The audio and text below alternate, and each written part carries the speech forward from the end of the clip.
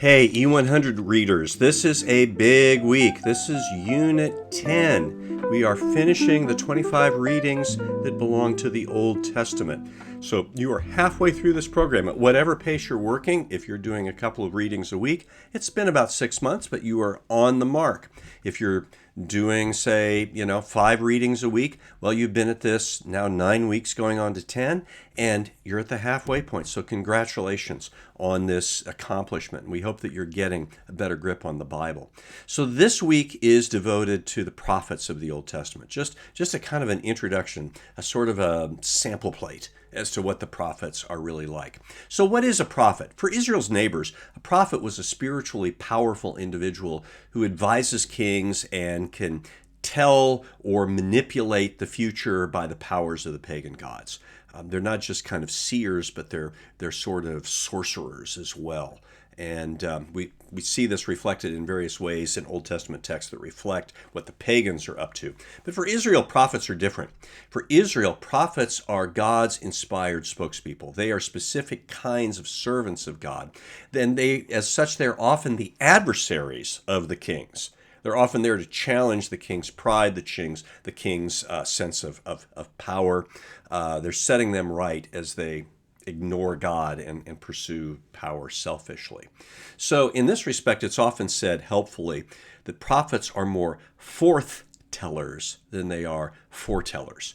Sometimes they talk about the future, but when they do, it's in relation to warnings that God has given or promises that he's making. They're not just insightful people who kind of have the fates under control the way we might expect if we were in Greek mythology or something like that. No.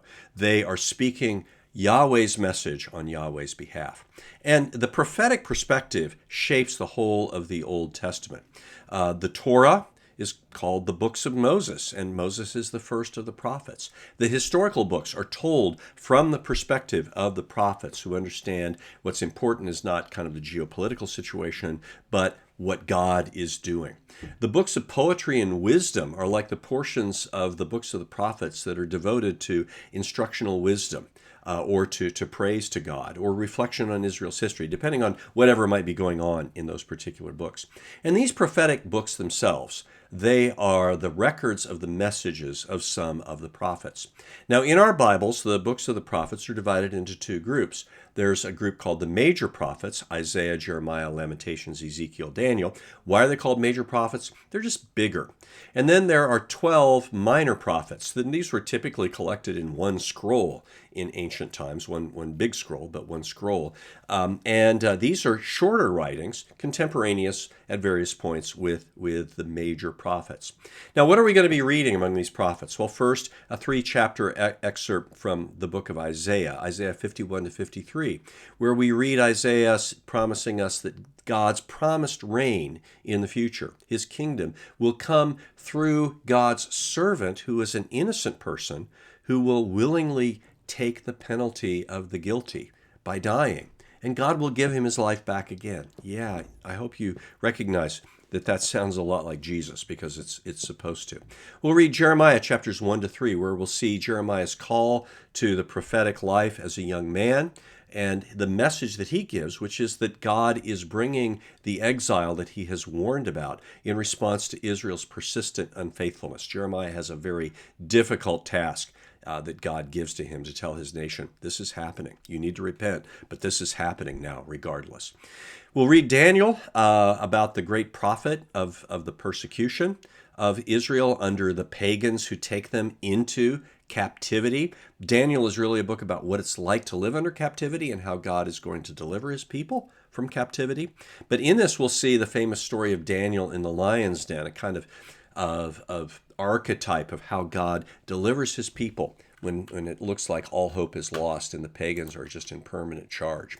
We'll read the book of Jonah. It's only 4 chapters, and you'll read all of that. Jonah is kind of, in some respects, the reverse of some other things that we've seen. Jonah hates his pagan oppressors so much he won't even invite them to repent and submit to God when God calls him to do so. But God is going to get him to his pagan oppressors anyway, and he's going to teach Jonah an important lesson about what God's aim is, which is to save people of all nations. And the question is, are we going to hang on to our resentment? Or are we going to embrace God's plan?